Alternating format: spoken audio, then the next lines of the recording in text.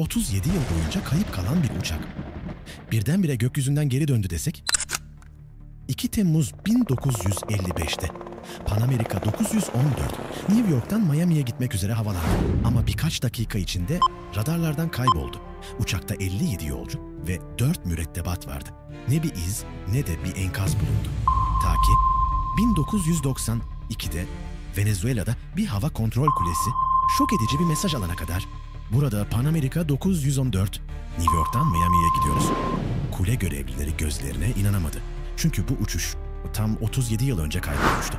Peki bu uçak gerçekten 37 yıl sonra mı indi? Zamanın ötesine mi geçti? Yoksa tarihin en büyük gizemlerinden biri mi?